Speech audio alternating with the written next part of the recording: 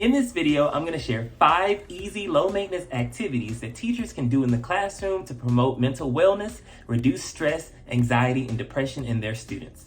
Tip number 1, deep breathing exercises. Deep breathing has many benefits. It reduces stress, increases your focus and your attention span, which is perfect for the classroom, and it helps you relax. There are tons of deep breathing exercises out there, but I'm going to share 3 of my favorites. Bunny breathing allows you to have fun and be silly. Elevator breathing is practical and it involves movement. And rainbow breathing is colorful and creative. Tip number 2, share positive affirmations. Positive affirmations are a perfect way to build self-confidence and self-esteem. And they're easy to use in the classroom. Simply go to Google, find your favorite positive affirmations, copy and paste them into a presentation on Google Slides or PowerPoint, and have students pick one. And it's always a good idea to have your students write their positive affirmation example in a notebook. You as the classroom teacher can do the same thing and write your example on the board. Positive affirmations are a perfect way to improve your overall mood and increase your growth mindset for you and your students. Tip number 3, incorporate visual arts in your lessons. Art activities such as drawing, coloring, and painting are a perfect way to allow students to be creative and get their mind off of the things that are bothering them. It's an awesome stress reliever and coping skill. And you can easily incorporate visual arts into any content. Like for example, if you have math and you assign a word problem, have your students actually draw out what's going on in the problem.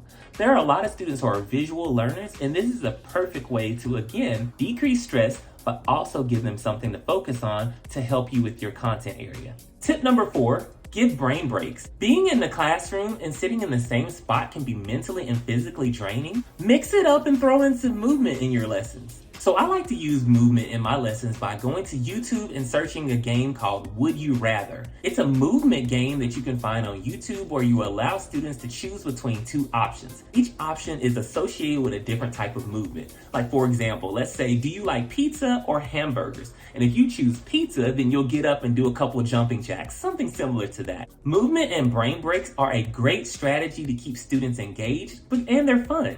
They can take between 3 and 5 minutes, and they really change up the pace and allow students to give their brains a break, especially if they've been doing a lot of work that's mentally draining. Plus, they're awesome for you as the teacher too, so it gives you a break and allows you to have some fun in the classroom.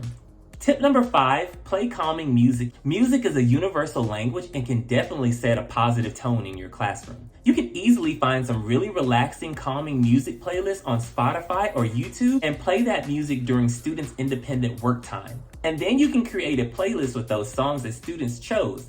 And you can play it one day a week, like Fridays, as a special occasion, as long as it's appropriate music. And those are 5 ways that you can reduce stress, anxiety, and depression in students. And you can do them at any point in the year. They don't cost a thing, and they're easy, fun, and engaging.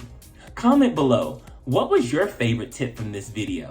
And if you would like more details about any of the activities listed in this video, be sure to check out this blog post I wrote for GoGuardian.